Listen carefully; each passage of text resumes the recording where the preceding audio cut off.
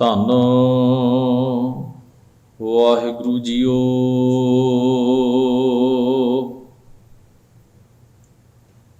ਗੌੜੀ ਕਬੀਰ ਜੀ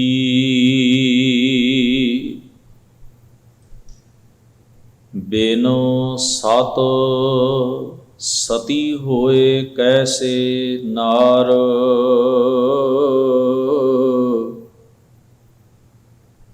ਪੰਡਿਤ ਦੇਖੋ ਹਿਰਦੈ ਵਿਚਾਰ।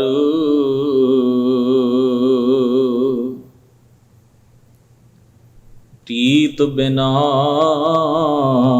ਕੈਸੇ ਬਦੈ ਸਨੇਹ।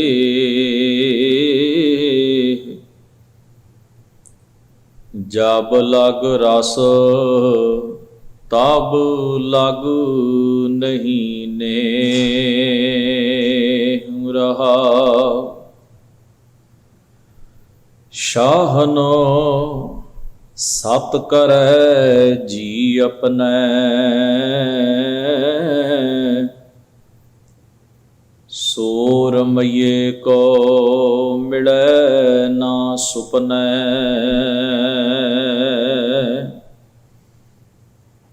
ਤਾਨੋ ਮਾਨੋ ਧਾਨੋ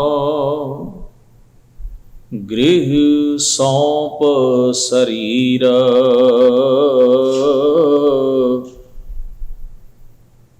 ਸੋਈ ਸੁਹਾਗਨ ਕਹੈ ਕਬੀਰ।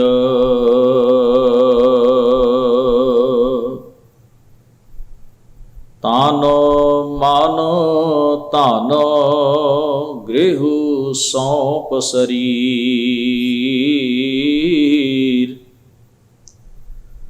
ਸੋਈ ਸੁਹਾਗਨ ਕਹੈ ਕਬੀਰ।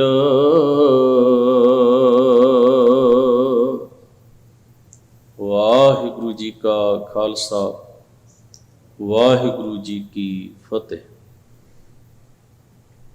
ਪਰਮ ਸਤਿਕਾਰਯੋਗ ਗੁਰੂ ਸਵਾਰੀ ਸਾਧ ਸੰਗਤ ਜੀਓ,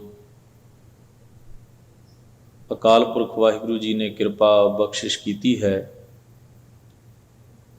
ਆਪਾਂ ਸਭਨਾਂ ਨੂੰ ਹੀ ਗੁਰੂ ਮਹਾਰਾਜ ਦੇ ਪਾਵਨ ਦਰਬਾਰ ਵਿੱਚ ਸੱਜ ਕੇ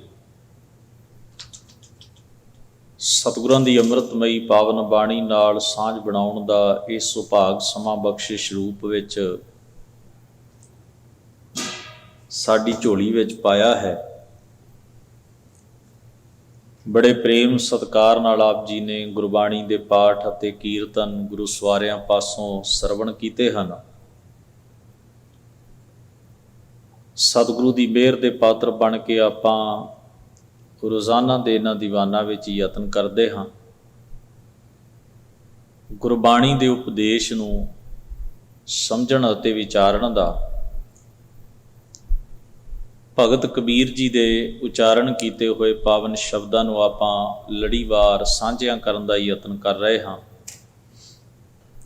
ਸੋ ਜਿਸ ਪਾਵਨ ਸ਼ਬਦ ਆਪ ਜੀ ਨੇ ਪਾਠ ਸਰਵਣ ਕੀਤਾ ਹੈ, ਗੌੜੀ ਰਾਗ ਵਿੱਚ ਭਗਤ ਕਬੀਰ ਜੀ ਦਾ ਉਚਾਰਨ ਕੀਤਾ ਹੋਇਆ ਇਹ ਪਾਵਨ ਸ਼ਬਦ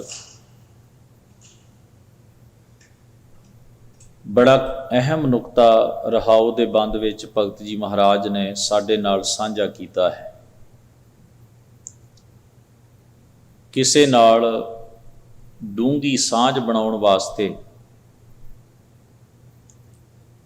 ਸਾਡੇ ਮਨ ਅੰਦਰ ਉਸ ਸਾਂਝ ਨੂੰ ਪੈਦਾ ਕਰਨ ਲਈ ਅਤੇ ਨਿਭਾਉਣ ਲਈ ਲੋੜੀਂਦੀ ਫੀਲਿੰਗ ਭਾਵਨਾ ਹੋਣੀ ਚਾਹੀਦੀ ਹੈ, ਜੋ ਕਿ ਬੜੀ ਲਾਜ਼ਮੀ ਤੇ ਜ਼ਰੂਰੀ ਹੈ। ਜੇ ਸਾਡੇ ਅੰਦਰ ਕਿਸੇ ਰਿਸ਼ਤੇ ਨੂੰ ਬਣਾਉਣ ਵਾਸਤੇ ਪ੍ਰੇਮ ਨਹੀਂ ਤੇ ਨਿਭਾਉਣ ਵਾਸਤੇ ਤਿਆਗ ਦੀ ਭਾਵਨਾ ਨਹੀਂ, ਤਾਂ ਕੇਵਲ ਲੋਕ ਲਾਜ ਲਈ ਜਾਂ ਇਉਂ ਕਹਿ ਲਓ ਜ਼ਬਰਦਸਤੀ ਜਾਂ ਵਿਖਾਵੇ ਮਾਤਰ ਜੋੜਿਆ ਹੋਇਆ ਉਹ ਰਿਸ਼ਤਾ ਜਿਹੜਾ ਹੈ ਉਹ ਮਨੁੱਖ ਨੂੰ ਕੋਈ ਸੰਤੁਸ਼ਟੀ ਜਾਂ ਸੁੱਖ ਪ੍ਰਦਾਨ ਨਹੀਂ ਕਰਦਾ ਤੇ ਨਾ ਹੀ ਉਹ ਪ੍ਰੋਪਰ ਢੰਗ ਨਾਲ ਨਿਭਦਾ ਹੈ। ਉਸ ਵਿੱਚ ਬਾਰ-ਬਾਰ ਅੜਚਣਾਂ ਤੇ ਰੁਕਾਵਟਾਂ ਆਉਂਦੀਆਂ ਹਨ। ਰਿਸ਼ਤੇ ਵਿੱਚ ਕੁੜੱਤਣ ਪੈਦਾ ਹੁੰਦੀ ਹੈ, ਅੰਦਰੂਨੀ ਦੂਰੀ ਬਣੀ ਰਹਿੰਦੀ ਹੈ ਅਤੇ ਉਹ ਜਿਹੜੀ ਸਾਂਝ ਹੈ ਉਹ ਫਿਰ ਸੁੱਖ ਦੇਣ ਦੀ ਬਜਾਏ ਤਕਲੀਫ ਪੈਦਾ ਕਰਦੀ ਹੈ ਜੀਵਨ ਦੇ ਵਿੱਚ। ਇਹ ਉਵੇਂ ਦੀ ਖੇਡ ਹੈ ਜਿਵੇਂ ਸਾਡੇ ਘਰ ਵਿੱਚ ਕੋਈ ਚੀਜ਼ ਵਰਤੋਂ ਵਿੱਚ ਤੇ ਨਹੀਂ ਆਉਂਦੀ, ਨਾ ਹੀ ਸਾਨੂੰ ਕੋਈ ਫਾਇਦਾ ਦਿੰਦੀ ਹੈ, ਨਾ ਉਹ ਸਾਡੇ ਕਿਸੇ ਕੰਮ ਦੀ ਹੈ, ਪਰ ਉਹ ਥਾਂ ਬਹੁਤ ਜ਼ਿਆਦਾ ਸਾਡੇ ਘਰ ਦਾ ਰੋਕ ਕੇ ਰੱਖਦੀ ਹੈ ਤੇ ਉਹਦਾ ਕਰਕੇ ਸਾਨੂੰ ਫਾਇਦਾ ਵੀ ਕੋਈ ਨਹੀਂ, ਲਾਭ ਵੀ ਕੋਈ ਨਹੀਂ, ਕੰਮ ਵੀ ਉਹ ਕਿਸੇ ਨਹੀਂ ਆਉਂਦੀ, ਪਰ ਬਹੁਤੀ ਜਗ੍ਹਾ ਰੋਕਣ ਕਰਕੇ ਉਹ ਸਾਡੇ ਲਈ ਠੋਕਰਾਂ ਟੱਕਰਾਂ ਦਾ ਕਾਰਨ ਬਣਦੀ ਹੈ ਤੇ ਤਕਲੀਫ ਦਾ ਕਾਰਨ ਬਣਦੀ ਹੈ। ਤੋ ਸਾਡੇ ਜੀਵਨ ਵਿੱਚ ਕੁਝ ਸਾਂਝਾਂ ਵੀ ਐਸੀਆਂ ਹੁੰਦੀਆਂ ਨੇ ਜਿਹੜੀਆਂ ਸਾਂਝਾਂ ਪ੍ਰੋਪਰ ਢੰਗ ਨਾਲ ਨਾ ਤਾਂ ਜੁੜਦੀਆਂ ਨੇ ਤੇ ਨਾ ਨਿਭਦੀਆਂ ਨੇ। ਉਹ ਸਾਡੇ ਮਨ ਜਾਂ ਸਾਡੇ ਜੀਵਨ ਵਿੱਚ ਕੁਝ ਜਗ੍ਹਾ ਘੇਰੀ ਰੱਖਦੀਆਂ ਨੇ, ਉਹਨਾਂ ਵਿੱਚੋਂ ਸਾਨੂੰ ਕੋਈ ਲੋੜੀਂਦਾ ਸੁੱਖ ਵੀ ਨਹੀਂ ਮਿਲਦਾ ਤੇ ਸਾਡੀ ਭਾਵਨਾ ਵੀ ਕੋਈ ਬਹੁਤੀ ਨਹੀਂ ਹੁੰਦੀ ਉਸ ਸਾਂਝ ਨੂੰ ਨਿਭਾਉਣ ਦੀ, ਪਰ ਉਹ ਥਾਂ ਸਾਡੀ ਜ਼ਿੰਦਗੀ ਦਾ ਬਹੁਤਾ ਘੇਰੀ ਰੱਖਦੀ ਹੈ ਤੇ ਬਾਰ-ਬਾਰ ਟਰਬਲ ਦਿੰਦੀ ਹੈ, ਪ੍ਰੋਬਲਮ ਕਰਦੀ ਹੈ, ਮੁਸ਼ਕਲ ਖੜੀ ਕਰਦੀ ਹੈ। ਇਸ ਲਈ ਉਹ ਸਾਂਝ ਬਾਹਰੋਂ ਤਾਂ ਜੁੜੀ ਹੋਈ ਲੱਗਦੀ ਹੈ ਪਰ ਅੰਦਰੂਨੀ ਤੌਰ ਤੇ ਸਾਂਝ ਵਿੱਚ ਕੁਝ ਹੁੰਦਾ ਨਹੀਂ। ਇੱਕ ਹੋਰ ਅਹਿਮ ਨੁਕਤਾ ਹੈ ਕਿ ਕਿਸੇ ਵੀ ਸਾਂਝ ਨੂੰ ਨਿਭਾਉਣ ਵਾਸਤੇ ਸਾਡੇ ਮਨ ਅੰਦਰ ਉਸ ਪ੍ਰਤੀ ਸਨੇਹ ਹੋਣਾ ਜ਼ਰੂਰੀ ਹੈ, ਪ੍ਰੇਮ ਹੋਣਾ ਜ਼ਰੂਰੀ ਹੈ ਤੇ ਤਿਆਗ। ਪ੍ਰੇਮ ਸਿਖਾਉਂਦਾ ਹੈ ਕਿ ਤੁਸੀਂ ਤਿਆਗ ਕਰੋ, ਕੁਰਬਾਨੀ ਕਰੋ। ਤੁਸੀਂ ਕੀ ਕਰ ਸਕਦੇ ਹੋ ਕਿਸੇ ਰਿਸ਼ਤੇ ਵਾਸਤੇ। ਮੈਂ ਇੱਕ ਉਦਾਹਰਣ ਦਿੰਦਾ ਹਾਂ। ਦਸਮ ਪਾਤਸ਼ਾਹ ਹਜ਼ੂਰ ਮਹਾਰਾਜ ਨੇ ਇੱਕ ਕੌਤਕ ਰਚਿਆ ਤੇ ਹਜ਼ੂਰ ਨੰਗੀ ਸ਼ਮਸ਼ੀਰ ਤਲਵਾਰ ਲੈ ਕੇ ਸੰਗਤ ਦੇ ਭਰੇ ਇਕੱਠ ਵਿੱਚ ਹਜ਼ੂਰ ਨੇ ਇੱਕ ਆਵਾਜ਼ ਲਗਾਈ ਤੇ ਮੰਗ ਕੀਤੀ ਕਿ ਮੈਨੂੰ ਇੱਕ ਸਿਰ ਦੀ ਲੋੜ ਹੈ। ਹੁਣ ਗੁਰੂ ਸਾਹਿਬ ਜੀ ਨੇ ਸਿਰ ਮੰਗਿਆ ਤੇ ਮਰਜ਼ੀ ਉਹਨਾਂ ਦੀ ਸੀ ਜਿਨ੍ਹਾਂ ਨੇ, ਜਿਹੜੇ ਸਾਹਮਣੇ ਬੈਠੇ ਹੋਏ ਲੋਕ ਸਨ, ਚਾਹੁਣ ਤੇ ਉੱਠ ਸਕਦੇ ਸਨ, ਚਾਹੁਣ ਤੇ ਬੈਠੇ ਰਹਿ ਸਕਦੇ ਸਨ। ਕਿਸੇ ਨੂੰ ਜ਼ਬਰਦਸਤੀ ਨਹੀਂ ਸੀ ਕਿਹਾ ਗਿਆ, ਕਿਸੇ ਦਾ ਨਾਂ ਨਹੀਂ ਸੀ ਲਿਆ ਗਿਆ, ਕਿਸੇ ਨੂੰ ਹੁਕਮ ਵੀ ਨਹੀਂ ਸੀ ਕੀਤਾ ਗਿਆ ਕਿ ਤੂੰ ਉੱਠ। ਇਹ ਫੈਸਲਾ ਉਹਨਾਂ ਦਾ ਸੀ ਵੀ ਉਹਨਾਂ ਦੀ ਮਰਜ਼ੀ ਹੈ, ਉਹ ਚਾਹੁਣ ਤੇ ਉੱਠ ਸਕਦੇ ਨੇ, ਚਾਹੁਣ ਤੇ ਬੈਠੇ ਰਹਿ ਸਕਦੇ ਨੇ। ਜ਼ਬਰਦਸਤੀ ਕੋਈ ਨਹੀਂ, ਮਜਬੂਰੀ ਵੀ ਕੋਈ ਨਹੀਂ। ਮਹਾਰਾਜ ਨੇ ਆਪਣੀ ਮੰਗ ਰੱਖ ਦਿੱਤੀ ਸੀ ਵੀ ਮੈਨੂੰ ਇੱਕ ਸਿਰ ਦੀ ਲੋੜ ਹੈ। ਤੋ ਅਸੀਂ ਇਤਿਹਾਸ ਜਦੋਂ ਪੜ੍ਹਦੇ ਹਾਂ ਤਾਂ ਭਾਈ ਦਇਆ ਸਿੰਘ ਜੀ ਉੱਠਦੇ ਨੇ, ਵਾਰੀ-ਵਾਰੀ 5 ਸਿੰਘ ਉੱਠਦੇ ਨੇ, ਸਿੱਖ ਉੱਠਦੇ ਨੇ। ਹੁਣ ਇਹਦੇ ਵਿੱਚ ਇੱਕ ਸਮਝਣ ਵਾਲਾ ਜਿਹੜਾ ਅਹਿਮ ਨੁਕਤਾ ਹੈ ਉਹ ਕੀ ਹੈ। ਮਹਾਰਾਜ ਨੇ ਮੰਗ ਕੀਤੀ, ਜਿਨ੍ਹਾਂ ਦੇ ਮਨ ਵਿੱਚ ਆਈ ਵੀ ਅਸੀਂ ਜੇ ਗੁਰੂ ਮਹਾਰਾਜ ਨਾਲ ਇੱਕ ਸਾਂਝ ਜੋੜਨ ਦੀ ਇੱਛਾ ਰੱਖਦੇ ਹਾਂ, ਜੇ ਸਭ ਤੋਂ ਪਹਿਲਾਂ ਤੇ ਉੱਠੇਗਾ ਹੀ ਉਹ ਜਿਹਦੇ ਅੰਦਰ ਪ੍ਰੇਮ ਹੈ, ਜਿਹੜਾ ਗੁਰੂ ਗੋਬਿੰਦ ਸਿੰਘ ਸਾਹਿਬ ਮਹਾਰਾਜ ਨੂੰ ਪ੍ਰੇਮ ਕਰਦਾ, ਮੁਹੱਬਤ ਕਰਦਾ, ਜਿਹਦੇ ਅੰਦਰ ਫੀਲਿੰਗ ਹੈ, ਭਾਵਨਾ ਹੈ ਵੀ ਮੇਰੀ ਕੋਈ ਗੁਰੂ ਨਾਲ ਸਾਂਝ ਹੈ ਤੇ ਗੁਰੂ ਕੁਝ ਮੰਗ ਰਿਹਾ। ਤੇ ਹੁਣ ਜੇ ਪ੍ਰੇਮ ਹੈ ਤਾਂ ਤੁਹਾਨੂੰ ਤਿਆਗ ਵੀ ਕਰਨਾ ਪਏਗਾ। ਜੇ ਪ੍ਰੇਮ ਨਹੀਂ ਫਿਰ ਤਾਂ ਤਿਆਗ ਦੀ ਕੋਈ ਲੋੜ ਨਹੀਂ ਨਾ ਹੁੰਦੀ। ਸਾਡਾ ਆਪਣੇ ਪਰਿਵਾਰ ਨਾਲ ਪ੍ਰੇਮ ਹੁੰਦਾ ਹੈ ਤੇ ਆਪਾਂ ਕਿੰਨੀ ਤਕਲੀਫ ਵੀ ਉਠਾ ਲੈਂਦੇ ਹਾਂ, ਮੁਸ਼ਕਲਾਂ ਵੀ ਝੱਲ ਲੈਂਦੇ ਹਾਂ, ਭੁੱਖੇ ਵੀ ਰਹਿ ਲੈਂਦੇ ਹਾਂ, ਉਨੀਂਦਰੇ ਵੀ ਝਾਗ ਲੈਨੇ, ਹੋਰ ਬਹੁਤ ਸਾਰੀਆਂ ਮੁਸ਼ਕਲਾਂ ਅਸੀਂ ਆਪਣੀ ਜ਼ਿੰਦਗੀ ਵਿੱਚ ਝੱਲਦੇ ਹਾਂ ਆਪਣੀ ਉਹਨਾਂ ਪਿਆਰਿਆਂ ਦੀ ਖਾਤਰ ਜਿਨ੍ਹਾਂ ਲਈ ਸਾਡੇ ਜੀਵਨ ਵਿੱਚ ਥਾਂ ਹੁੰਦੀ ਹੈ, ਸਾਡੇ ਮਨ ਵਿੱਚ ਫੀਲਿੰਗ ਹੁੰਦੀ ਹੈ, ਸਾਡੇ ਮਨ ਵਿੱਚ ਪ੍ਰੇਮ ਹੁੰਦਾ ਹੈ, ਉਹਨਾਂ ਲਈ ਅਸੀਂ ਤਿਆਗ ਕਰਦੇ, ਦੂਜਿਆਂ ਲਈ ਨਹੀਂ ਕਰਦੇ। ਸਾਨੂੰ ਵੈਸੇ ਕੋਈ ਆਖੇ ਜੀ ਸਾਡੇ ਲਈ ਜਾਗ ਲਓ ਤਾਂ ਅਸੀਂ ਕਹਿੰਦੇ ਕਿਉਂ। ਸਾਡੇ ਤੋਂ ਕੋਈ ਸਾਨੂੰ ਕਹੇ ਮੇਰੇ ਲਈ ਭੁੱਖੇ ਰਹਿ ਲਓ, ਅਸੀਂ ਕਹਿੰਦੇ ਕਿਉਂ, ਸਾਨੂੰ ਕੀ ਲਾਭ ਹੈ ਇਹਦੇ 'ਚ। ਪਰ ਜਿੱਥੇ ਸਾਡਾ ਪ੍ਰੇਮ ਹੈ ਉੱਥੇ ਲਾਭ ਨਾ ਵੀ ਹੁੰਦਾ ਹੋਵੇ, ਸਾਨੂੰ ਤਕਲੀਫ ਵੀ ਮਿਲਦੀ ਹੋਵੇ ਤਾਂ ਵੀ ਅਸੀਂ ਜਰਦੇ, ਕਿਉਂਕਿ ਸਾਨੂੰ ਪਤਾ ਹੁੰਦਾ ਹੈ ਇਸ ਰਿਸ਼ਤੇ ਨੂੰ ਨਿਭਾਉਣ ਲਈ ਸਾਨੂੰ ਕੋਈ ਤਿਆਗ ਕਰਨਾ ਪਏਗਾ, ਕੁਰਬਾਨੀ ਕਰਨੀ ਪਏਗੀ, ਤੇ ਅਸੀਂ ਕਰਦੇ ਜਾਂਦੇ, ਤਾਂ ਹੀ ਇਹ ਰਿਸ਼ਤੇ ਨਿਭਦੇ ਨੇ। ਹਰ ਕੋਈ ਇੱਕ ਦੂਜੇ ਲਈ ਜਦੋਂ ਕੁਰਬਾਨੀ ਕਰਦਾ ਹੈ, ਇੱਕ ਦੂਜੇ ਲਈ ਤਿਆਗ ਕਰਦਾ ਹੈ, ਮੁਸ਼ਕਲ ਚੱਲਦਾ ਹੈ, ਉੱਥੇ ਫਿਰ ਆਪਣਾ ਸਵਾਰਥ ਨਹੀਂ ਵੇਖਿਆ ਜਾਂਦਾ। ਜੇ ਹੁਣ ਤੁਸੀਂ ਸੋਚ ਕੇ ਵੇਖੋ, ਪਰਿਵਾਰ ਦੇ ਸਾਰੇ ਜੀ ਆਪਣਾ ਆਪਣਾ ਸਵਾਰਥ ਵੇਖਣ ਤੇ ਪਰਿਵਾਰ ਰਹਿ ਹੀ ਨਹੀਂ ਸਕਦਾ। ਕੋਈ ਇੱਕ ਛੱਤ ਥੱਲੇ ਨਹੀਂ ਰਹਿ ਸਕਦੇ, ਇੱਕ ਰਿਸ਼ਤਾ ਨਹੀਂ ਉਹਨਾਂ 'ਚ ਰਹਿ ਸਕਦਾ। ਤੋ ਹਰ ਇੱਕ ਆਪਣਾ ਆਪਣਾ ਕੁਝ ਨਾ ਕੁਝ ਯੋਗਦਾਨ ਪਾਉਂਦਾ ਹੈ, ਕੁਝ ਨਾ ਕੁਝ ਕੁਰਬਾਨੀ ਕਰਦਾ ਹੈ, ਕੁਝ ਨਾ ਕੋਈ ਤਿਆਗ ਕਰਦਾ ਹੈ, ਕੁਝ ਆਪਣਾ ਸਵਾਰਥ ਛੱਡਦਾ ਹੈ, ਦੂਜੇ ਦਾ ਸੋਚਦਾ ਹੈ, ਤਾਂ ਹੀ ਉਹ ਰਿਸ਼ਤੇ ਸਾਂਝਾ ਨਿਭਦੀਆਂ ਨੇ। ਹੁਣ ਜੇ ਉਸ ਜਗ੍ਹਾ ਦੇ ਉੱਤੇ ਗੁਰੂ ਮਹਾਰਾਜ ਸੱਚੇ ਪਾਤਸ਼ਾਹ ਦੀ ਮੰਗ ਉੱਤੇ ਸਿੱਖ ਉੱਠ ਕੇ ਖੜਾ ਹੋ ਗਿਆ, ਉਹਨੇ ਕਿਹਾ ਮਹਾਰਾਜ ਮੈਂ ਹਾਜ਼ਰ ਹਾਂ। ਕਿਉਂ? ਉਹਦੇ ਦਿਲ 'ਚ ਕੀ ਆਈ? ਕਿਉਂਕਿ ਅੰਦਰ ਇੱਕ ਪ੍ਰੇਮ ਦੀ ਕਣੀ ਹੈ ਜਿਹੜੀ ਕਹਿੰਦੀ ਹੈ ਨਹੀਂ, ਮਹਾਰਾਜ ਨੇ ਮੰਗ ਕੀਤੀ ਹੈ ਤੇ ਉੱਠਣਾ ਚਾਹੀਦਾ। ਜਿਸ ਨਾਲ ਤੁਹਾਡੀ ਮੁਹੱਬਤ ਹੈ ਉਹਦੀ ਗੱਲ ਨੂੰ ਮੰਨਣਾ ਹੈ, ਉਹਦੀ ਮੰਗ ਪੂਰੀ ਕਰਨੀ। ਉਹਨਾਂ ਨੂੰ ਉਸ ਵੇਲੇ ਹੋਰ ਕੁਝ ਨਹੀਂ ਸੁਝਿਆ, ਉਸ ਵੇਲੇ ਉਹਨਾਂ ਨੇ ਹੋਰ ਕੁਝ ਵੀ ਨਹੀਂ ਸੋਚਿਆ, ਹੋਰ ਕੋਈ ਚੀਜ਼ ਵੀ ਐਸੀ ਨਹੀਂ ਸੀ ਜਿਹਨੂੰ ਉਹਨਾਂ ਪ੍ਰਾਇਓਰਟੀ ਦਿੱਤੀ ਹੋਵੇ।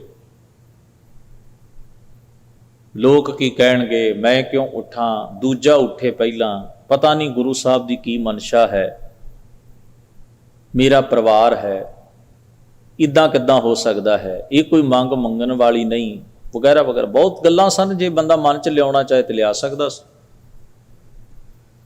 ਪਰ ਨਹੀਂ, ਪ੍ਰੇਮ ਦੀ ਜਿਹੜੀ ਅਵਸਥਾ ਹੈ ਉਹਦਾ ਇੱਕੋ ਹੀ ਸੁਭਾਅ ਹੁੰਦਾ ਹੈ ਵੀ ਮੈਂ ਆਪਣੇ ਪਿਆਰੇ ਲਈ ਕਿੰਨਾ ਕੁਰਬਾਨ ਹੋ ਸਕਦਾ, ਮੇਰੇ ਅੰਦਰ ਉਹਦੇ ਪ੍ਰਤੀ ਕਿੰਨਾ ਤਿਆਗ ਦੀ ਭਾਵਨਾ ਹੈ। ਉੱਥੇ ਆਪਣਾ ਸਵਾਰਥ ਮਾਈਨਸ ਹੁੰਦਾ, ਉੱਥੇ ਆਪਣੇ ਆਪ ਦਾ ਕੋਈ ਇਸ਼ੂ ਨਹੀਂ ਹੁੰਦਾ ਵੀ ਮੈਂ ਕੀ ਹਾਂ, ਮੇਰੀ ਸੁਣੀ ਜਾਏ, ਮੇਰੀ ਮੰਨੇ। ਉਹ ਕਹਿੰਦਾ ਵੀ ਨਹੀਂ, ਫਿਰ ਉੱਥੇ ਤਿਆਗ ਦੀ ਭਾਵਨਾ ਆਉਂਦੀ ਹੈ, ਫਿਰ ਕੁਰਬਾਨੀ ਕਰਨ ਦਾ ਜਜ਼ਬਾ ਉੱਠਦਾ ਹੈ, ਫਿਰ ਉੱਥੇ ਉਸ ਹਿਰਦੇ ਦੇ ਵਿੱਚੋਂ ਹੀ ਸੰਘਰਸ਼ ਦੀ ਭਾਵਨਾ ਉਪਜਦੀ ਹੈ, ਆਪਣਾ ਆਪ ਕੁਰਬਾਨ ਕਰਨ ਦੀ ਇੱਛਾ ਜਾਗਦੀ। ਤਾਂ ਫਿਰ ਕਲਗੀਧਰ ਮਹਾਰਾਜ ਉਹਨਾਂ ਨੂੰ ਪਿਆਰੇ ਕਹਿੰਦੇ। ਪਿਆਰੇ ਦਾ ਰੁਤਬਾ ਹੀ ਤਾਂ ਮਿਲਦਾ ਕਿ ਪ੍ਰੇਮ ਹੈ ਤੇ ਪਿਆਰੇ ਹੋ ਨਾ ਤੁਸੀਂ, ਤੇ ਪਿਆਰ ਤੁਹਾਡੇ ਕੋਲੋਂ ਕੁਰਬਾਨੀ ਦੀ ਮੰਗ ਕਰੇਗਾ। ਤੇ ਇਵੇਂ ਉਹਨਾਂ ਦਾ ਇੱਕ ਰਿਸ਼ਤਾ ਜਿਹੜਾ ਹੈ, ਰਿਲੇਸ਼ਨ ਜਿਹੜਾ ਗੁਰੂ ਨਾਲ ਜੁੜ ਗਿਆ, ਇੱਕ ਸਾਂਝ ਬਣ ਗਈ। ਗੁਰੂ ਸਾਹਿਬ ਦੇ ਪੰਜ ਪਿਆਰੇ, ਪੰਜ ਪਿਆਰੇ ਕਿਸੇ ਦੇ ਥੋੜਾ ਨੇ, ਨਾ ਭੀੜ ਦੇ ਨੇ, ਨਾ ਲੋਕਾਂ ਦੇ ਨੇ, ਨਾ ਪਰਿਵਾਰ ਦੇ ਨੇ, ਨਾ ਖਾਨਦਾਨ ਦੇ ਨੇ, ਨਾ ਬਰਾਦਰੀ ਦੇ ਨੇ, ਉਹ ਕਿਹਦੇ ਨੇ? ਨਾ ਕਿਸੇ ਇਲਾਕੇ ਦੇ ਨੇ, ਉਹ ਗੁਰੂ ਦੇ ਪੰਜ ਪਿਆਰੇ, ਗੁਰੂ ਸਾਹਿਬ ਦਾ ਰੂਪ ਮੰਨੇ ਗਏ। ਉਹਨਾਂ ਨੂੰ ਮਹਾਰਾਜ ਵਰਗਾ ਸਤਿਗੁਰੂ ਸੱਚੇ ਪਾਤਸ਼ਾਹ ਮਹਾਰਾਜ ਦੇ ਪਿਆਰੇ ਹੋਣ ਦਾ ਸਤਿਕਾਰ, ਅਦਬ, ਰੁਤਬਾ, ਪਦਵੀ ਪ੍ਰਾਪਤ ਹੋਈ। ਹਜ਼ੂਰ ਨੇ ਉਹਨਾਂ ਨੂੰ ਆਪਣੇ ਸੀਨੇ ਨਾਲ ਲਾਇਆ। ਤੋ ਇਹ ਜਿਹੜੀ ਚੀਜ਼ ਹੈ, ਅੱਜ ਵੀ ਸਾਡੇ ਅੰਦਰ ਜੋ ਉਹਨਾਂ ਪੰਜ ਪਿਆਰੇ ਸਾਹਿਬਾਨਾਂ ਲਈ ਸਤਿਕਾਰ ਹੈ, ਅਦਬ ਹੈ, ਜੋ ਉਹਨਾਂ ਦੀ ਇਮੇਜ ਹੈ ਸਾਡੀ ਸੁਰਤ ਵਿੱਚ, ਸਾਡੀ ਦ੍ਰਿਸ਼ਟੀ ਵਿੱਚ, ਉਹ ਕਿੰਨੀ ਉੱਚੀ ਹੈ ਭਲਾ, ਇਹ ਕਿਵੇਂ ਬਣੀ ਹੈ? ਉਹਨਾਂ ਦੇ ਪ੍ਰੇਮ ਤੇ ਪ੍ਰੇਮ ਚੋਂ ਪੈਦਾ ਹੋਏ ਕੁਰਬਾਨੀ ਦੇ ਭਾਵ ਨਾਲ ਉਹਨਾਂ ਦਾ ਇਹ ਰੁਤਬਾ ਕਾਇਮ ਹੋਇਆ। ਕੋਈ ਸੰਸਾਰ ਜਾਂ ਲੋਕਾਂ ਦੀ ਭੀੜ ਇਕੱਠੀ ਕਰਕੇ ਰੁਤਬਾ ਉਹਨਾਂ ਨੇ ਨਹੀਂ ਲਿਆ, ਨਾ ਲੋਕਾਂ ਦੇ ਕਹਿਣ ਤੇ ਮਿਲਿਆ, ਨਾ ਘਰ ਬੈਠਿਆਂ ਮਿਲਿਆ। ਹੁਣ ਇਹ ਚੀਜ਼ ਜਿਹੜੀ ਹੈ, ਜਦੋਂ ਬਾਬਾ ਕਬੀਰ ਸਾਹਿਬ ਜੀ ਇਸ ਮੁਬਾਰਕ ਸ਼ਬਦ ਵਿੱਚ ਕਹਿੰਦੇ ਨਾ, ਪ੍ਰੀਤ ਬਿਨਾ ਕੈਸੇ ਵਧੈ ਸਨੇਹ। ਜੇ ਤੁਹਾਡੇ ਅੰਦਰ ਪ੍ਰੇਮ ਦਾ ਅੰਸ਼ ਨਹੀਂ, ਨਾ ਹਿਰਦੇ ਵਿੱਚ ਪ੍ਰੇਮ ਦਾ ਜਜ਼ਬਾ ਨਹੀਂ ਹੈ, ਤਾਂ ਪਰਮੇਸ਼ਰ ਵਾਹਿਗੁਰੂ ਦੇ ਨਾਲ ਸਨੇਹ ਭਰਪੂਰ, ਮੁਹੱਬਤ ਭਰੀ ਸਾਂਝ ਨਹੀਂ ਬਣ ਸਕਦੀ। ਉਹ ਰਿਸ਼ਤੇ ਦੇ ਵਿੱਚ ਜਿਹੜਾ ਹੈ ਪ੍ਰੇਮ ਨਹੀਂ ਹੋ ਸਕਦਾ। ਉਹ ਰਿਸ਼ਤਾ ਇਵੇਂ ਦਾ ਹੋ ਜਿਵੇਂ ਇੱਕ ਬਾਣੀ 'ਚ ਮਹਾਰਾਜ ਨੇ ਵਾਕ ਕਿਹਾ, ਧਨ ਪਿਰ ਇਹ ਨਾ ਆਖੀਆਂ ਬਹਿਨ ਇਕੱਠੇ ਹੋਏ। ਧਨ ਇਸਤਰੀ ਨੂੰ ਕਹਿੰਦੇ ਹਨ, ਪਿਰ ਪਤੀ ਨੂੰ ਕਹਿੰਦੇ ਹਨ। ਤੇ ਜੇ ਆਪਾਂ ਦੁਨਿਆਵੀ ਮਿਸਾਲ ਲੈ ਲਈਏ ਇਸ ਕਥਨ ਨੂੰ ਸਮਝਣ ਲਈ, ਕਿਉਂਕਿ ਮਹਾਰਾਜ ਨੇ ਉਦਾਹਰਣ ਵੀ ਦੁਨਿਆਵੀ ਵਰਤੀ,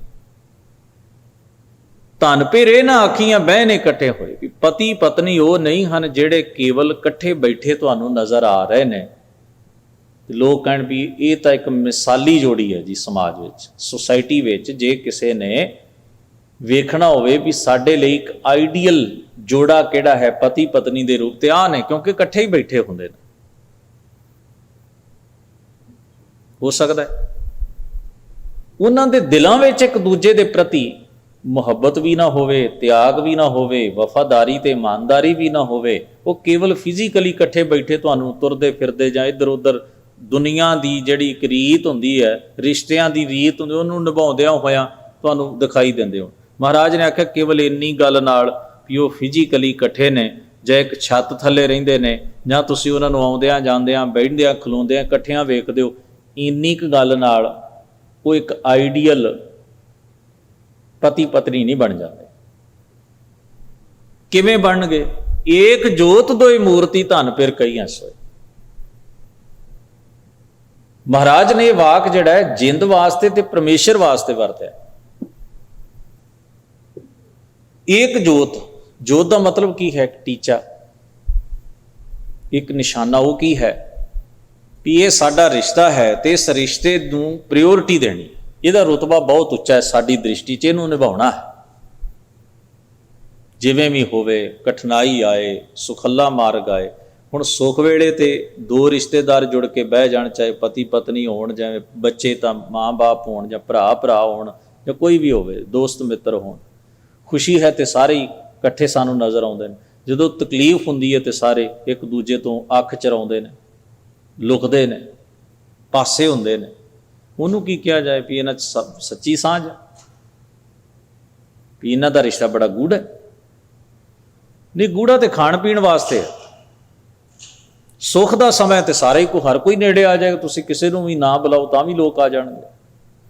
ਤਕਲੀਫ ਹੈ ਤੇ ਹਰ ਬੰਦਾ ਕਹੇਗਾ ਨਹੀਂ ਐਵੇਂ ਕਿਤੇ ਮੈਨੂੰ ਕੋਈ ਮੁਸ਼ਕਲ ਨਾ ਆ ਜਾਏ, ਮੇਰੇ ਕੋਲੋਂ ਕੁਝ ਮੰਗ ਨਾ ਲਏ, ਮੈਨੂੰ ਮਦਦ ਨਾ ਕਰਨੀ ਪੈ ਜਾਏ, की लोड़ है इस उलझण विच फसन दी, मेरे को समा नहीं है, मेरा समा खराब होएगा। बड़ा बंदा उदों अपने मन विच इहो जिहियां चीज़ां लिआउंदा जदों उहने भज्जणा होवे किसी चीज़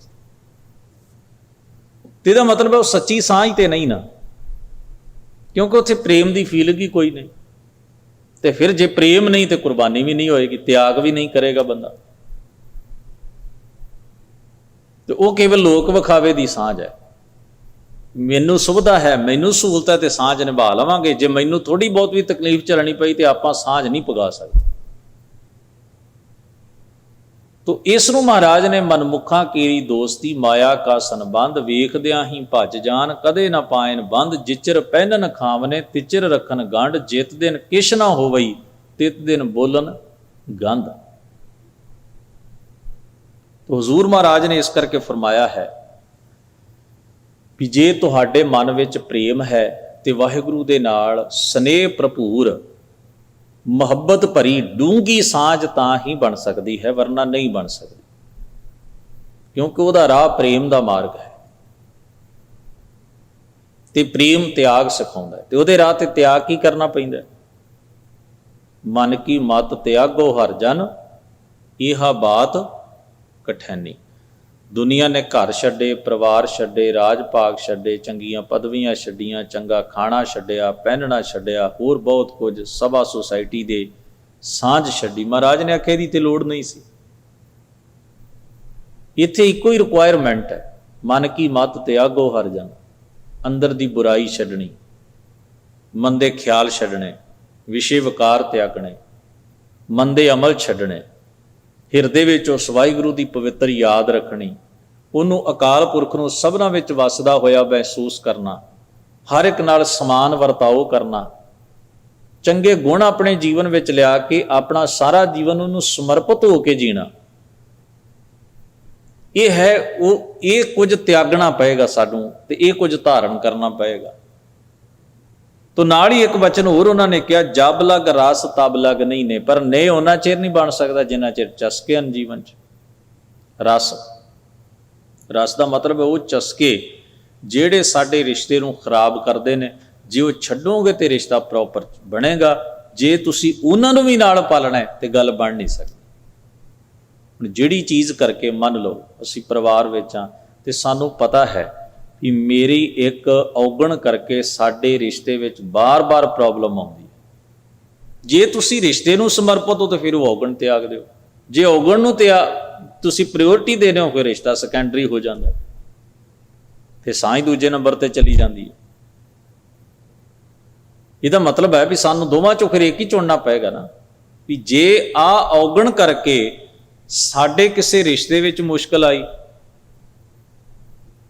ਤੇ ਜੇ ਰਿਸ਼ਤਾ ਸਾਨੂੰ ਪਿਆਰਾ ਹੈ ਤੇ ਫਿਰ ਔਗਣ ਤਿਆਗ ਦਈਏ, ਤੇ ਜੇ ਔਗਣ ਪਿਆਰਾ ਹੈ ਤੇ ਫਿਰ ਰਿਸ਼ਤੇ ਦਾ ਦਰਜਾ ਦੂਜਾ ਹੋ ਜਾਂਦਾ ਹੈ। ਵੀ ਪਿਆਰੀ ਚੀਜ਼ ਜਿਹੜੀ ਉਹਨੂੰ ਹੀ ਨਿਭਾਇਆ ਜਾ ਸਕਦਾ ਹੈ, ਉਹਨੂੰ ਤੁਸੀਂ ਪਹਿਲਾ ਰੁਤਬਾ ਦਿਓਗੇ, ਦੂਜਾ ਦਰਜਾ ਤਾਂ ਉਸ ਚੀਜ਼ ਨੂੰ ਦਿੱਤਾ ਜਾਏਗਾ ਵੀ ਇਹ ਨਾਮ ਹੀ ਹੋਵੇ ਤੇ ਸਰ ਜਾਏਗਾ ਇਹਦੇ ਬਿਨਾਂ।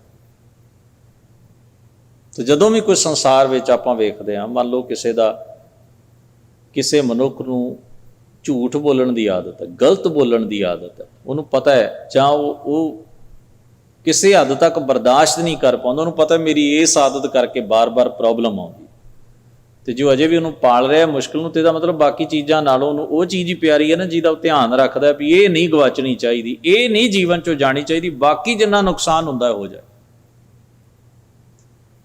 ਤੋ ਇਸ ਵਾਸਤੇ ਮਹਾਰਾਜ ਕਹਿੰਦੇ ਜਬ ਲਗ ਰਸ, ਜਿਸ ਨੂੰ ਬਾਬਾ ਫਰੀਦ ਸਾਹਿਬ ਜੀ ਕਹਿੰਦੇ ਨਾ, ਜਾਂ ਲੱਭ ਤਾਂ ਨੇ ਕਿਆ, ਲੱਭ ਤਾਂ ਕੂੜਾ ਨੇ, ਕਿਚਰ ਝੱਤ ਲੰਘਾਈਐ ਛੱਪਰ ਟੁੱਟੈ ਮੇਹ। ਜੇ ਚਸਕਾ ਭਾਰੂ ਹੈ ਲੱਭ, ਉੱਥੇ ਲੱਭ ਵਰਤੇ, ਇੱਥੇ ਰਸ ਵਰਤੇ ਕਬੀਰ ਜੀ ਮਹਾਰਾਜ, ਤੇ ਭਾਵ ਇੱਕੋ ਹੀ ਹੈ। ਜਬ ਲਗ ਰਸ ਤਬ ਲਗ ਨਹੀਂ ਨੇ, ਉਹਨਾਂ ਚਿਰ ਨੇ ਨਹੀਂ ਮੁਕੰਮਲ ਹੋ ਸਕਦਾ, ਪ੍ਰੇਮ ਦੀ ਸਾਂਝ ਨਹੀਂ ਮੁਕੰਮਲ ਬਣ ਸਕਦੀ ਜਿੰਨਾ ਚਿਰ ਉਸ ਰਿਸ਼ਤੇ ਵਿੱਚ ਕੁੜੱਤਣ ਪੈਦਾ ਕਰਨ ਵਾਲਾ ਰਸ ਕਾਇਮ ਹੈ, ਚਸਕਾ ਕਾਇਮ ਹੈ, ਲੱਭ ਕਾਇਮ ਹੈ, ਔਗਣ ਕਾਇਮ ਹੈ। ਉਹਨੂੰ ਤਿਆਗਣਾ ਪਏਗਾ, ਉਹਨੂੰ ਛੱਡਣਾ ਪਏਗਾ। ਕੋਈ ਜਦੋਂ ਗੁਰੂ ਮਹਾਰਾਜ ਕੋਲ ਆ ਕੇ, ਆਪਾਂ ਇਤਿਹਾਸ ਦੀਆਂ ਸਾਖੀਆਂ ਵਿੱਚ ਪੁੱਛਦੇ ਹਾਂ ਵੀ ਮਹਾਰਾਜ ਕੋਲ ਆ ਕੇ ਜਦੋਂ ਕਹਿੰਦਾ ਸੀ, ਮਹਾਰਾਜ ਮੈਨੂੰ ਆਪਣੀ ਸਿੱਖੀ ਬਖਸ਼ੋ, ਮਹਾਰਾਜ ਮੈਂ ਤੁਹਾਡੀ ਉਪਦੇਸ਼ ਨੂੰ ਕਮਾ ਕੇ ਮੈਂ ਤੁਹਾਡੀ ਮਿਹਰ ਦਾ ਪਾਤਰ ਕਿਵੇਂ ਬਣ ਸਕਦਾ, ਤੁਹਾਡੀ ਬਖਸ਼ਿਸ਼ ਦਾ ਪਾਤਰ ਕਿਵੇਂ ਬਣ ਸਕਦਾ। ਤੇ ਜ਼ਰੂਰ ਇਹ ਵੇਖਦੇ ਸਨ ਵੀ ਇਹ ਸਭ ਤੋਂ ਵੱਡੀ ਅੜਚਨ ਕੀ ਆ ਸਕਦੀ ਹੈ। ਜੇ ਮੰਨ ਲਓ ਇਹ ਮੈਂ ਜੋ ਦੱਸ ਰਿਹਾ, ਜੇ ਉਸ ਰਾਹ ਤੇ ਤੁਰਨਾ ਚਾਹੁੰਦਾ ਹੈ, ਗੁਰੂ ਦੀ ਬਖਸ਼ਿਸ਼ ਚਾਹੁੰਦਾ ਹੈ, ਗੁਰੂ ਦੀ ਕਿਰਪਾ ਚਾਹੁੰਦਾ ਹੈ, ਗੁਰੂ ਨਾਲ ਜੁੜਿਆ ਰਹਿਣਾ ਚਾਹੁੰਦਾ ਹੈ, ਇਹਦੇ ਜੀਵਨ 'ਚ ਸਭ ਤੋਂ ਵੱਡੀ ਅੜਚਨ ਕੀ ਆਉਣੀ ਹੈ? ਮਹਾਰਾਜ ਕਹਿੰਦੇ ਸਨ ਆਹ ਚੀਜ਼ ਛੱਡ ਦੇ। ਬਹੁਤ ਸਾਰੀਆਂ ਸਾਖੀਆਂ ਵਿੱਚ ਐਸਾ, ਕਿਸੇ ਨੂੰ ਮਹਾਰਾਜ ਨੇ ਕਿਹਾ ਵੀ ਤੂੰ ਆ ਤੰਬਾਕੂ ਛੱਡ ਦੇ, ਕਿਸੇ ਨੂੰ ਕਿਹਾ ਤੂੰ ਆ ਨਸ਼ਾ ਛੱਡ। ਮਹਾਰਾਜ ਨੇ ਵੇਖਿਆ ਵੀ ਇਹ ਲਾਤੇ ਦੀ ਜੀਵਨ 'ਚ ਇੰਨੀ ਭਾਰੂ ਹੈ ਵੀ ਇਹਦੇ ਤੇ ਡਿਪੈਂਡ ਹੈ ਬੰਦਾ। ਕਿਸੇ ਨੂੰ ਆਖਿਆ ਚੋਰੀ ਛੱਡ ਦੇ, ਕਿਸੇ ਨੂੰ ਆਖਿਆ ਝੂਠ ਨਹੀਂ ਬੋਲਣਾ। ਗੱਲਾਂ ਸਾਰੀਆਂ ਹੀ ਸਿੱਖਿਆਦਾਇਕ ਨੇ, ਪਰ ਮਹਾਰਾਜ ਨੇ ਇਹ ਵੇਖਿਆ ਵੀ ਰੋਗ ਕਿਹਨੂੰ ਕਿਹੜਾ ਹੈ, ਉਹਦੇ ਹਿਸਾਬ ਨਾਲ ਉਹਨੂੰ ਕਿਹਾ ਵੀ ਆਹ ਚੀਜ਼ ਛੱਡ ਦੇ। ਤੋ ਮਹਾਰਾਜ ਸੱਚੇ ਪਾਤਸ਼ਾਹ ਜੀ ਦਾ ਇਹ ਵਾਕ ਆਰੰਭ ਵਿੱਚ ਕਹਿੰਦੇ ਨੇ, ਬੇਨ ਸਤ ਸਤੀ ਹੋਏ ਕੈਸੇ ਨਾਰ। ਭਾਰਤ ਵਿੱਚ ਇੱਕ ਰਸਮ ਚੱਲਦੀ ਸੀ ਵੀ ਕਿਸੇ ਦਾ ਪਤੀ ਗੁਜ਼ਰ ਜਾਏ, ਚਲਾਣਾ ਕਰ ਜਾਏ, ਖਾਸ ਤੌਰ ਤੇ ਉੱਚੇ ਘਰਾਣਿਆਂ ਵਿੱਚ ਤੇ ਉੱਚੀਆਂ ਜਾਤਾਂ ਵਿੱਚ ਇਹ ਰਸਮ ਸੀ, ਦੂਜਿਆਂ ਵਿੱਚ ਨਹੀਂ ਸੀ। ਤੋ ਸਮਾਜ ਦਾ ਸਟਰਕਚਰ ਹੀ ਇਹੋ ਜਿਹਾ ਸੀ ਵੀ ਕਿਸੇ ਕੁਦਰਤੀ ਘਟਨਾ ਦਾ ਜ਼ਿੰਮੇਵਾਰ ਕਿਸੇ ਮਨੁੱਖ ਨੂੰ ਮੰਨ ਲਿਆ ਜਾਂਦਾ ਸੀ, ਉਹਨੂੰ ਇੱਕ ਕਰੋਪੀ ਮੰਨੀ ਜਾਂਦੀ। ਇਹ ਨਹੀਂ ਵੀ ਉਹ ਇੱਕ ਨੈਚੁਰਲ ਪ੍ਰੋਸੈਸ ਹੈ, ਜ਼ਿੰਦਗੀ ਤੇ ਮੌਤ ਕੁਦਰਤੀ ਹੈ, ਕਿਸੇ ਨਾਲ ਕਿਤੇ ਵੀ ਕਿਸੇ ਵੇਲੇ ਵੀ ਕੋਈ ਵੀ ਘਟਨਾ ਵਾਪਰ ਸਕਦੀ, ਇਹਦਾ ਕੋਈ ਦਾਅਵਾ ਤੇ ਨਹੀਂ ਨਾ। ਪਰ ਉਹਦੇ ਵਿੱਚ ਕਿਹਾ ਜਾਂਦਾ ਸੀ ਵੀ ਪਤੀ ਦੀ ਮੁਕਤੀ ਦਾ, ਉਸ ਮਰਦ ਦੀ ਮੁਕਤੀ ਦਾ ਇੱਕ ਰਾਜ਼ ਹੈ ਵੀ ਇਹਦੀ ਪਤਨੀ ਜਿਹੜੀ ਇਹਦੇ ਨਾਲ ਸੜ ਜਾਏ। ਦੂਜਾ, ਉੱਚੇ ਘਰਾਣੇ ਮੰਨਦੇ ਸਨ ਵੀ ਅਸੀਂ ਵਿਧਵਾ ਔਰਤ ਆਪਣੇ ਘਰ ਕਿਵੇਂ ਰੱਖਾਂਗੇ, ਇਹਨੂੰ ਕਿਸੇ ਹੋਰ ਨਾਲ ਵਿਆਹ ਦੇਣਾ ਅਣਖ ਗੈਰਤ ਦੇ ਮਸਲੇ ਨੂੰ ਵੱਟਾ ਸਮਝਿਆ ਜਾਂਦਾ ਸੀ। ਕਈ ਚੀਜ਼ਾਂ ਰਲ ਗਈਆਂ ਆਪਸ ਵਿੱਚ, ਮੁਕਤੀ ਦਾ ਕਨਸੈਪਟ ਰਲ ਗਿਆ, ਮਰਨ ਤੋਂ ਬਾਅਦ ਦੀ ਮੁਕਤੀ ਦਾ, ਇੱਜ਼ਤ, ਝੂਠੀ ਇੱਜ਼ਤ ਦਾ ਮਸਲਾ ਵੀ ਬਣ ਗਿਆ ਵੀ ਅਸੀਂ ਸਾਡੇ ਘਰ ਆਈ ਨਹੁੰ ਅਸੀਂ ਕਿਸੇ ਦੇ ਘਰ ਹੁਣ ਕਿਵੇਂ ਵਿਆਹ ਦਈਏ। ਤੋ ਇਹਦਾ ਇੱਕ ਹੱਲ ਕੱਢਿਆ ਗਿਆ ਵੀ ਉਹਨੂੰ ਕਤਲ ਕਰਨਾ ਹੈ। ਤੇ ਕਤਲ ਉਹਨੂੰ ਕਾਹਦੇ ਤੇ? ਪਰੰਪਰਾ ਦੇ ਨਾਂ ਤੇ।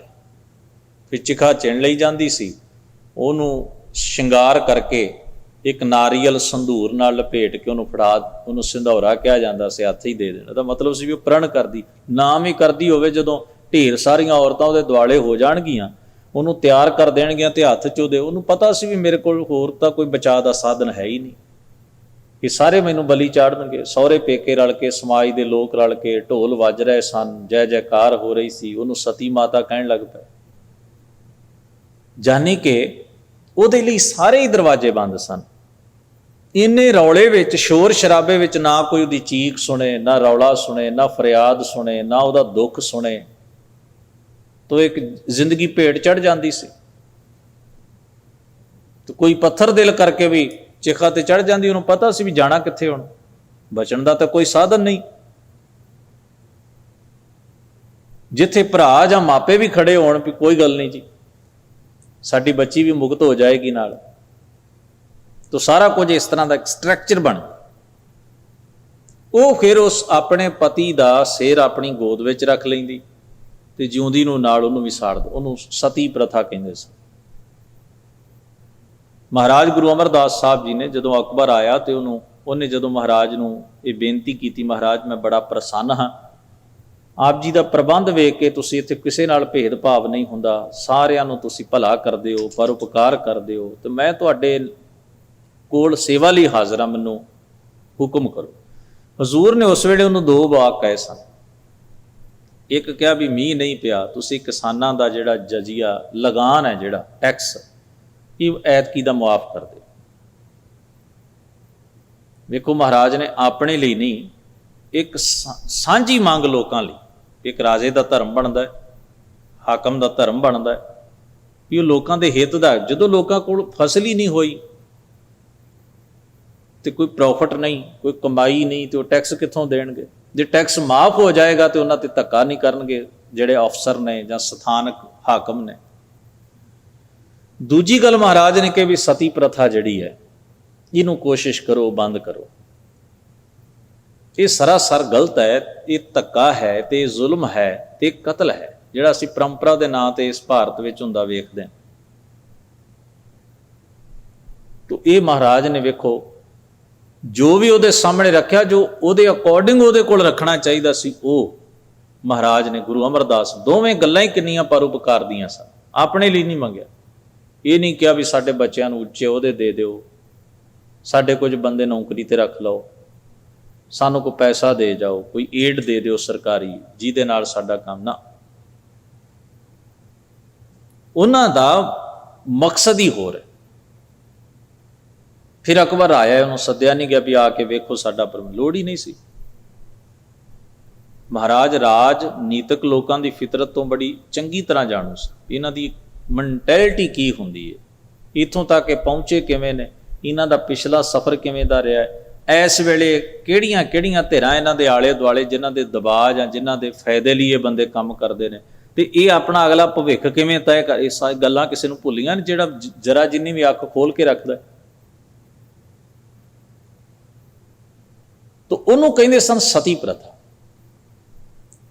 ਪਰ ਗੁਰਬਾਣੀ ਨੇ, ਮਹਾਰਾਜ ਨੇ ਬਾਣੀ ਵਿੱਚ ਵੀ ਕਿਹਾ, ਸਤੀਆਂ ਇਹ ਨਾ ਆਖੀਆਂ ਜੇ ਮੜਿਆਂ ਲੱਗ ਜਲਨ, ਭੀ ਸੋ ਸਤੀਆਂ ਜਾਣੀਆਂ ਜੇ ਬਿਰਹੇ ਚੋਟ ਮਰਾ। ਬਿਰਹੇ ਦਾ ਮਤਲਬ ਹੁੰਦਾ ਹੈ ਪ੍ਰੇਮ।